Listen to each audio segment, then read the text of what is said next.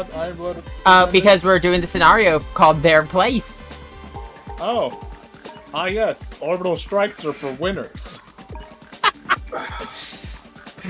God.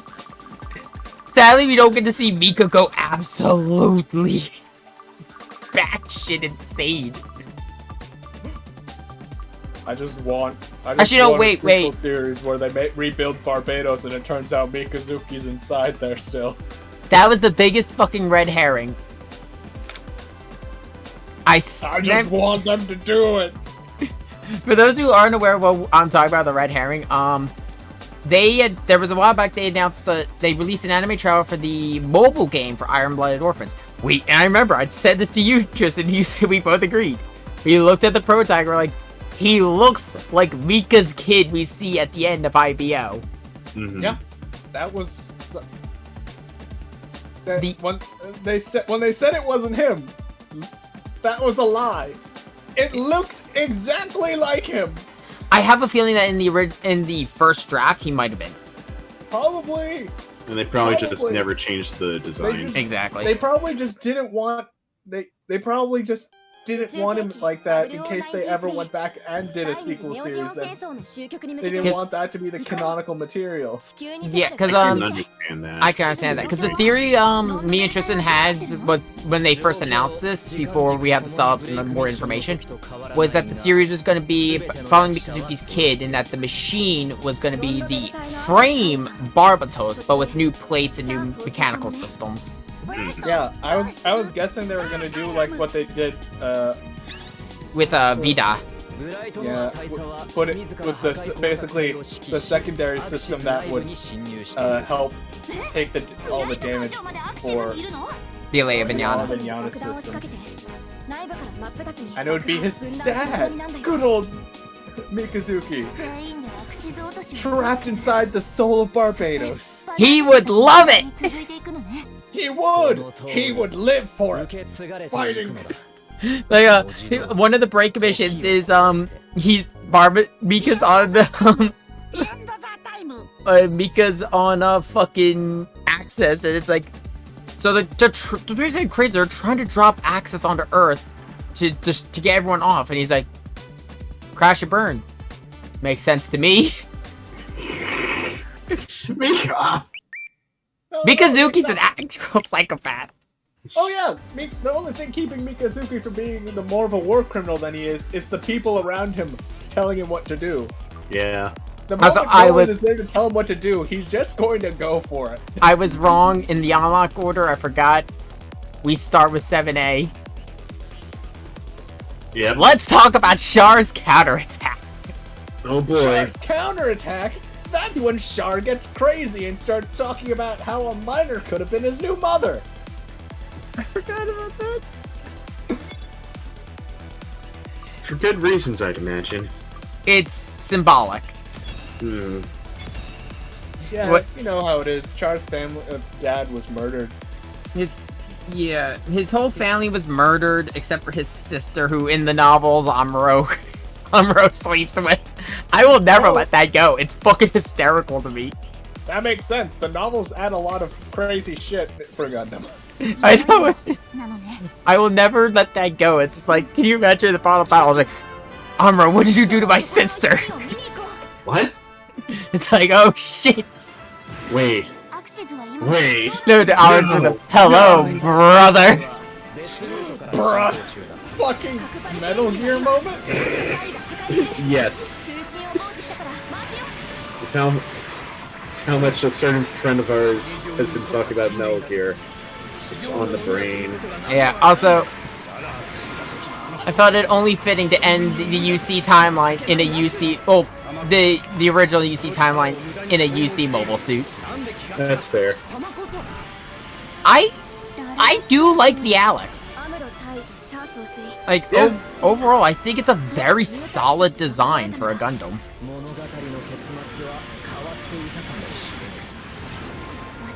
It doesn't feel like a huge departure from the RX-78, unlike, say, the Pixie.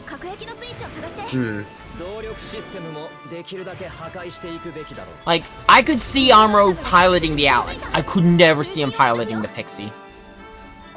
Hmm.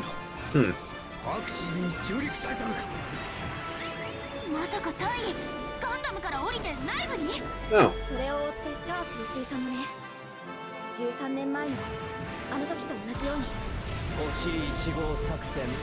Yeah, oh, frick. I'm trying to remember here. There's also... They don't mention it. I believe by this point, Wes is dead, meaning Hathaway's on his way to being an eco-terrorist. Oh yeah, Hathaway. I will say Hathaway's Flash is really good. I can't wait for them to do the rest of this. I'm really They looking said it forward was to going to be a trilogy, right? Yeah, they said trilogy. I'm looking forward to parts 2 and 3. Part 1 was really good. There's one shot that always sticks out to me. It's they have a Jagan clashing with a Xeon mobile suit. The sparks from the beam clash set the nearby trees on fire. Ooh. It's so well animated. Good detail. Like, there's something Gundam doesn't do often, but when they do it, it's usually got a lot of impact, and that is ground level shots.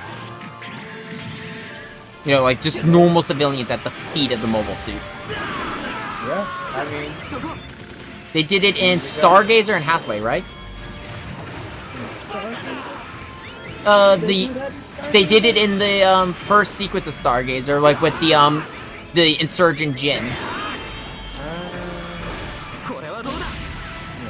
I mean, things you always gotta remember in Gundam. Technically speaking, in Universal Century, Gundams were made for space combat. Weren't the mobile ground combat. I say, weren't the mobile suits made because the Minovsky drives literally made missiles useless? Yeah. Basically, Minovsky particles blocked. If the density of Minovsky particles in a space got too dense, it blocked all radio signals. Yeah, we see that a bit in Double Zeta. Yeah. Whenever they're trying to communicate with each other. That's why Psycom became such a big focus of research. I still say that I find it hysterical. Double Zeta was the original mobile suit they were building, but it's like, it's too big and too expensive. Shelve it. Makes sense.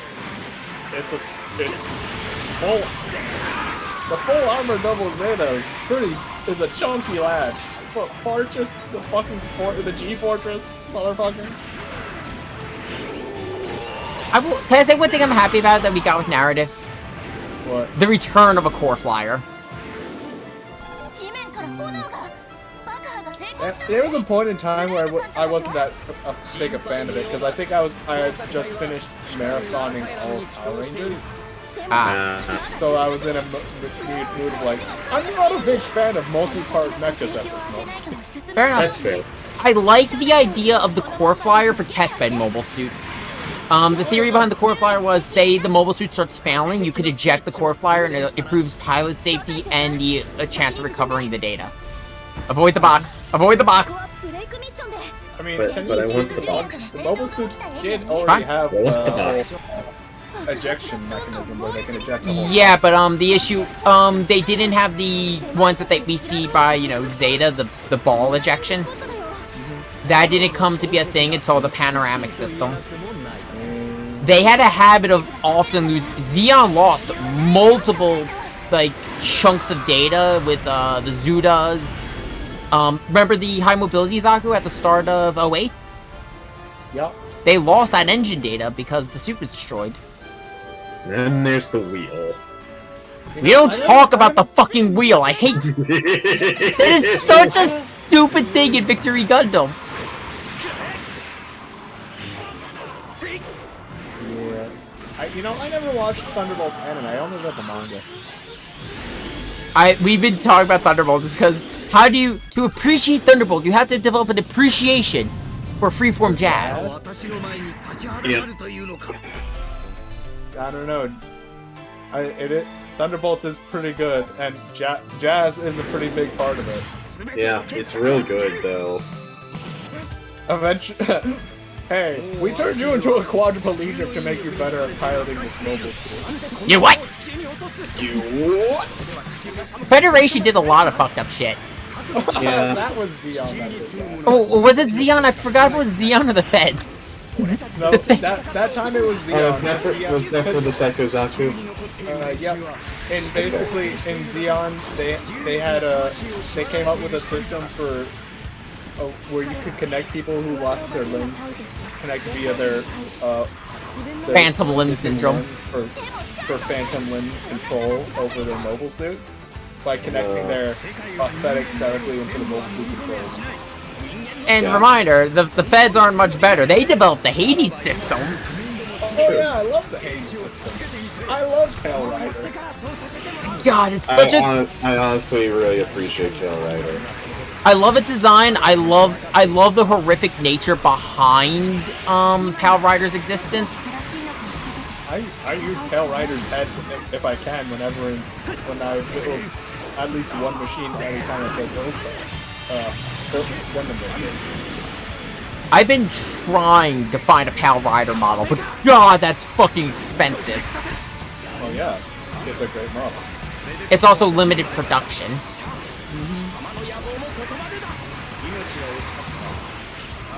Like when I was at the model shop, when I got a bunch of my new Gunpla I have to build. Okay, hang on. As they dip out. Shar. Oh, here we go, the best scene.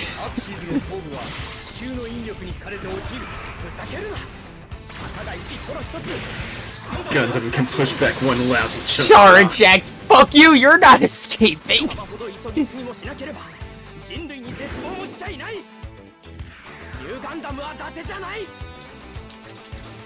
Shoves Shar's escape pod into Axis and flies it back into stable orbit. Apparently, Dolan's Island is gonna come out later this month. Oh yeah, that's the lost episode, isn't it? The movie that they that they turned into a movie. Yeah, it was like a whole bunch of lost stuff. Like, it was stuff that they wrote, but I don't think they ever animated. Like, it's a whole story behind this movie. Look, I was remembering that they were supposed to be releasing it, so I went to look it up, and apparently it's hitting the U.S. on the 27th and 28th. It'll be in theaters here.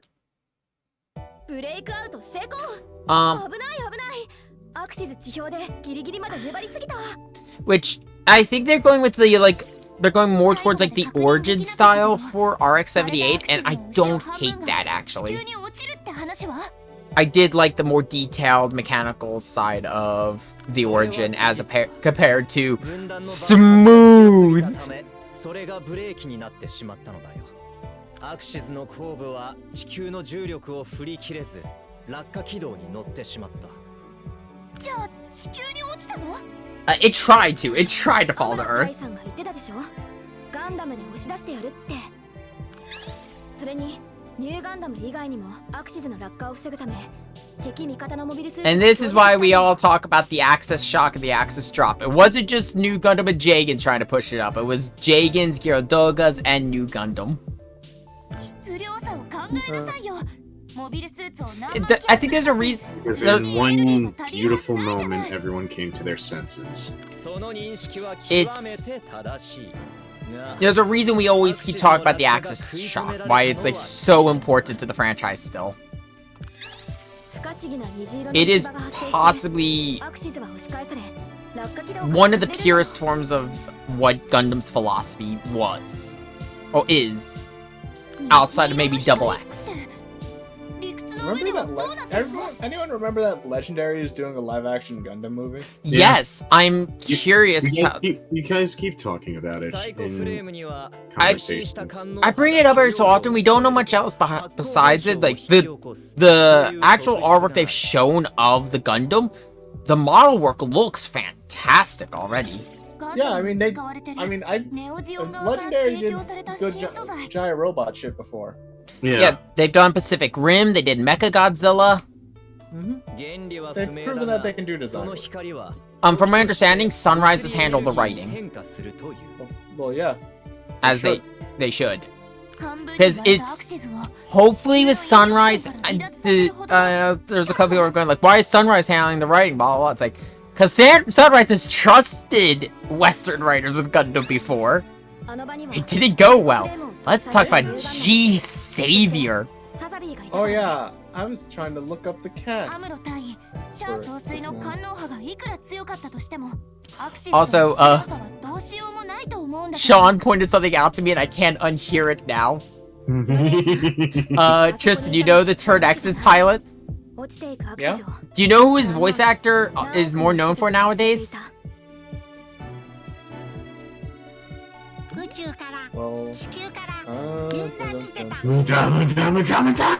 oh, it's Dio. Oh. He's Yep. Dio, so now he did do his Dio voice for the new lines, which granted is just his Hiram voice. And wait, It's the Japanese. right? It's Japanese. It's not Yeah. Patrick Seitz. There is no English VAs in this game, Yeah. which is a shame because it means we don't get Johnny Young Bosch as Orga. So, live action movie is gonna be. I'm trying to think. How are they gonna cast the live action movie? I've heard animation's being done by Legendary, and I believe it's being shot over here in the States. Yeah. I But, just like, want to know who's gonna be who. Actual cast members. Yeah. Yeah, because Gundam.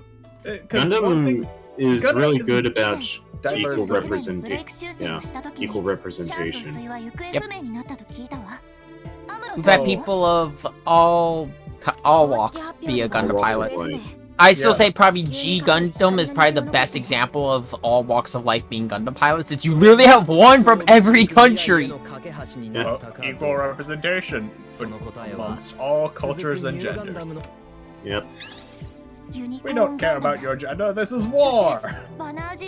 Let's talk about what was it, Neo Switzerland's Gundam.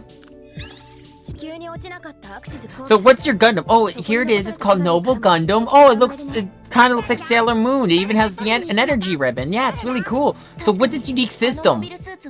Berserk. Berserk. What? Oh, I love G and how insane it fucking gets. If I remember correctly, at one point they have the idea of like, what if we copy the circuit in the right hand of Burning Gundam and put it in Noble, so Noble can use Burning Finger. It worked.